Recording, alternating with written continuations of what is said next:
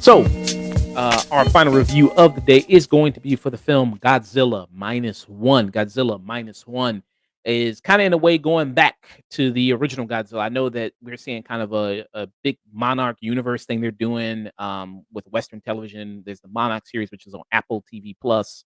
There was the Godzilla film in 2014, and they're doing a whole big universe with that. This is in no way connected to that, so this is something completely separate from that. Um, with Godzilla Minus One, and this takes place in post-war Japan.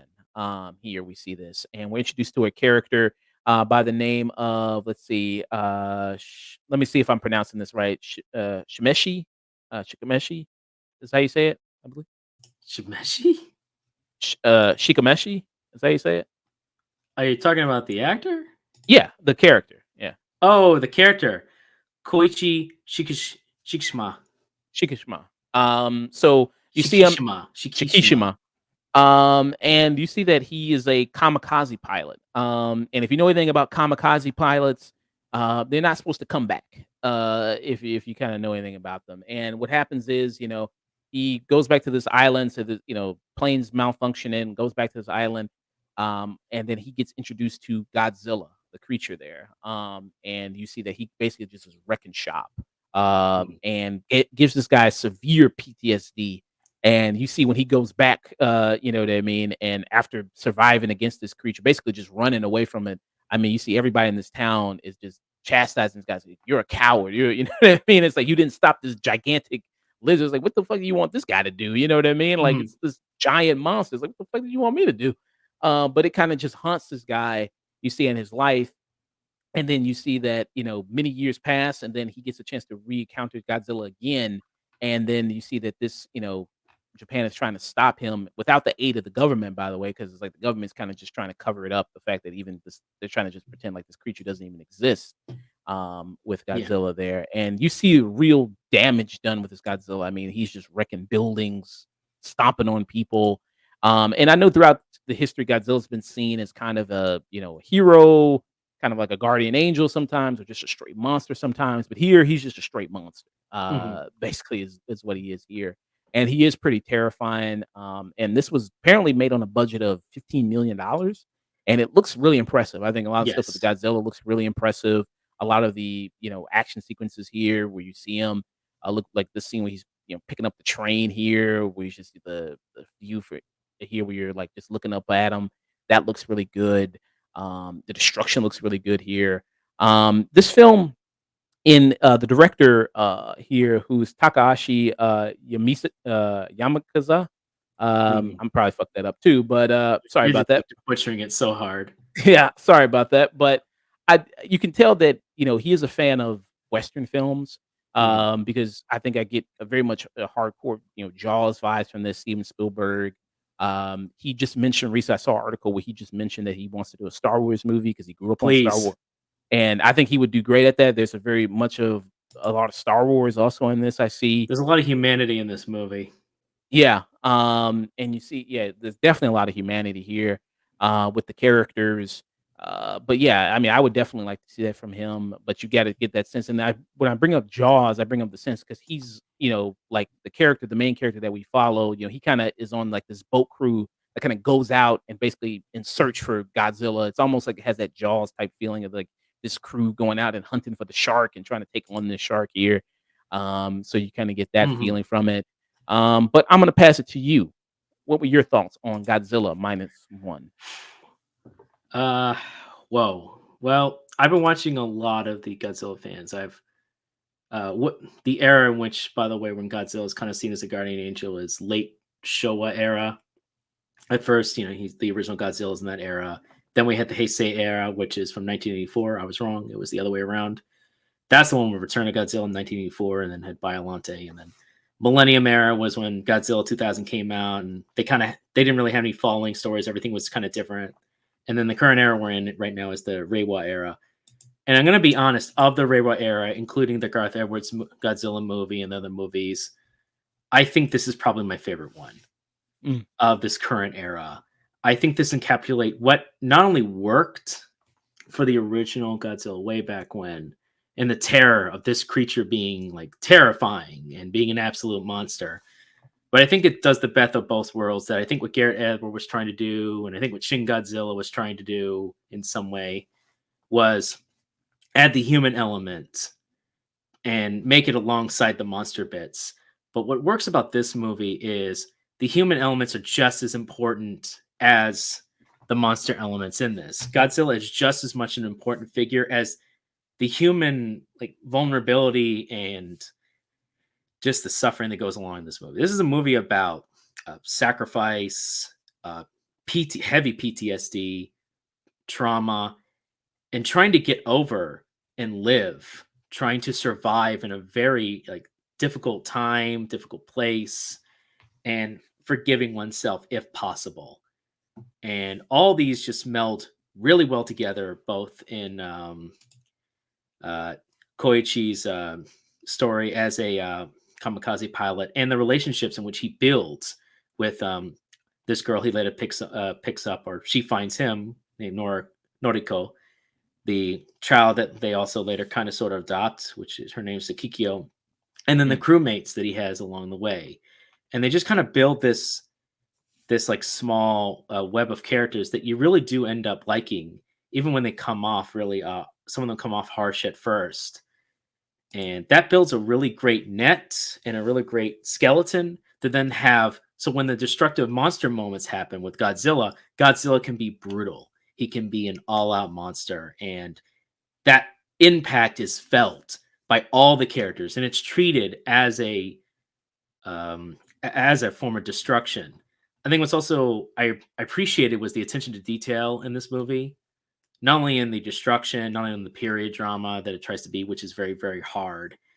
I also appreciated they're paying attention to radiation and how radiation actually acts, and that he's a conduit of radiation. So, of course, everywhere he's going to go, he's going to leave traces of radiation, and that comes with its own issues. And because originally Godzilla, it was a metaphor way back when, was a metaphor for the atomic bombings on Japan and the catalyst of its creation. Even I think forget which movie, but one of them even said that he was the spirit of all the that perished at Pearl Harbor. He was literally the avenging spirit of what Japan did to Pearl Harbor. So he's taken on different metaphors.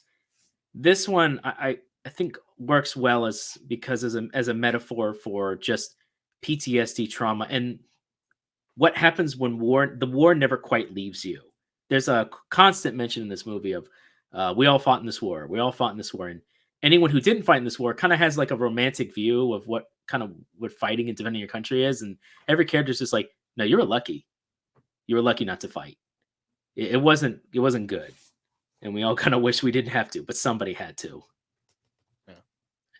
As we Go ahead. mentioned before with the last movie we reviewed, Silent Night, Mhm. is that if you don't have any personality in your movie or characters you really that much care about, you it's really no point. You can have really good action going on, but it just there's not any really feeling in it. It kind of has no real emotion behind it. Here, there is emotion behind it. There is feeling behind things here. You really do care about these characters. You care about Kiyoshi. You care about Mhm. the woman that he meets and the child there, Noriko. Noriko, and then they form kind of this weird family where he's not married to her, he's not dating her, and then this kid that she has, she's not related to this kid, it's not her child, but they kind of form this weird kind of family here. And I think that's very kind of sweet and kind of heartwarming when you see that. When he's with his buddies on the boat, you know what I mean? You feel for Yeah. them. And when they're being chased by this kind of creature here, it's like, damn, it's like, you want them to see them get out of the situation here. Yeah. And when it's like that boat attack, which I got the clip right here. It's like, man, you want to see them get out of it. And so that relationship, that camaraderie is also very good to see here. Because you like, they're trying to run for their lives here because like this little old boat ain't gonna take on this giant Yeah. fucking creature here. I mean, this is crazy. And like that's a great shot of the Oh Godzilla yeah. too. That looks really good too, by the way. Yeah, Um, I can tell they use different shots of both CGI and model work. Like the one with the mouth looks yeah. like a model that they zoomed up close and then had water going to. There's a lot of good use of different VFX techniques that really work out. Yeah. So I thought all that stuff was really impressive there, what they did with the work on Godzilla and with the character work here. And like I said, I mean, you really see him as real evil kind of villain here Oh in yeah. this one. Because like he's just destroying everything. And you said also mentioned they paid attention to the radiation stuff because when he charges up, when he fires his breath there, and it's like fire breath, atomic breath there, Yeah, the atomic breath. that looks really good, and then you can tell, like, they're testing for radiation, and it's like a big bomb goes off. When he shoots it and then it lands somewhere, it's like, boom, just a huge explosion Hmm. just kinda goes off there. And that's exciting to see.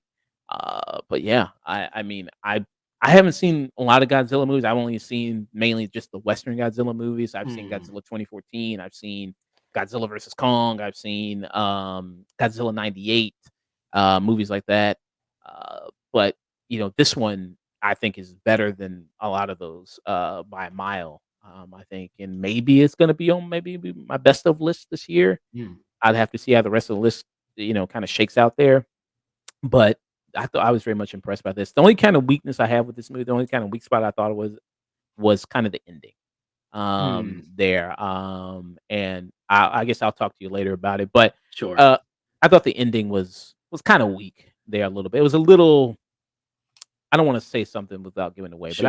I just thought it was a little kinda weak. It's still a good ending. I still liked it, but I just thought it was a little tad bit a little weak, but still a very strong movie. What would be your final thoughts and, rating there for it? Uh, I think overall, this movie was from beginning to end was a really good. Just every technique they used, they utilized it well, both from visual design to also everyone's acting was on point. You felt all the emotions they were trying to give. You cared about everything they were trying to say. And when Godzilla showed up, he was an active threat. You felt every presence. And that's I can't ask anything more from a Godzilla movie. There's so many good Godzilla movies too, other than this one, but I think from the modern era that felt the most like Godzilla at its best, I probably say that this definitely is topping them. And I could easily also see this on my best of later this year. I thoroughly enjoyed this movie, and you know what? I'm gonna put this on my. If we're gonna rate it, I'm gonna put this as a better than sex. So you give it this is cinema?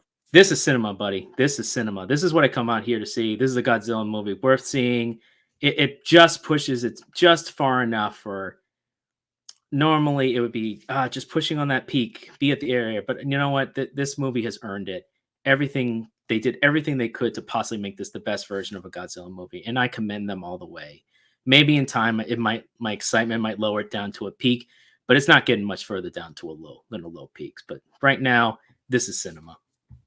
Mm. I would give it a peak. I think it's kinda bordering on a this is cinema. I think I said the ending for me is kinda maybe limited for giving it, maybe this is cinema. Also, I think some of the emotion stuff in it, is a little hokey at times. It can be a tad bit. But I still did love the performances in this movie. Like I said, real passion, real energy here. I think you feel the effects, especially, this lead character here going through so much, going through Mm, PTSD and trauma. And then also it's bringing back that connection of, what I mean, this being a metaphor for the atomic bomb and yeah. war. It's bringing that element very much into this movie, which I thought worked very well. So yeah, I mean, I still very much liked it and very enjoyed it a lot. So for me, I would give it a peak. Uh, So like a high peak, mid peak. I think a high peak. High peak. Yeah. Like I said, like I'm kind of in the position where I'm either high peak or this is cinema. And having seen other Godzilla movies, knowing how much I enjoy other ones and this one in the current era, I have to give it this is cinema. I think it just meets that echelon just enough that I think it warrants it. But I totally understand if this is somebody's peak. But it's still a peak, man. This was a good movie.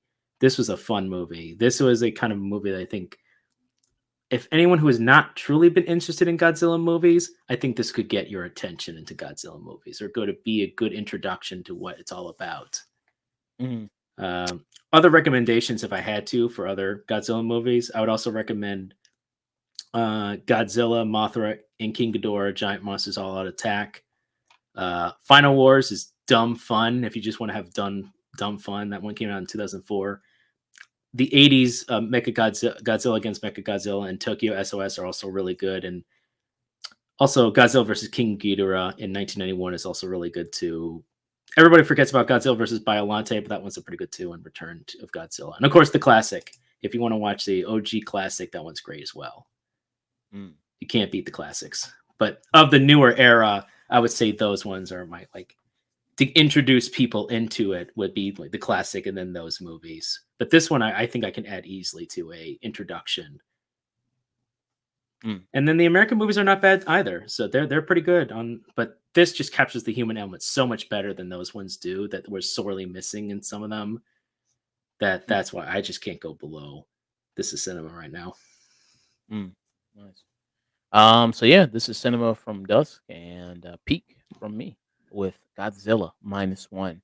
And the director did direct a movie that I've already seen already, Lupin the Third, the First. I didn't know he directed that before, so I did see that. Yeah, he at the very end of the credits, Takashi Yamazaki, he's done other visual effects things as well. He's done Lupin the Third, the First, which was pretty solid too. He's done a bunch of visual effects. They credit him in helping with the visual effects. He both directed, produced, and did VFX work in this movie. Wow.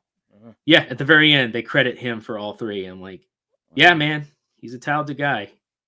Uh, um,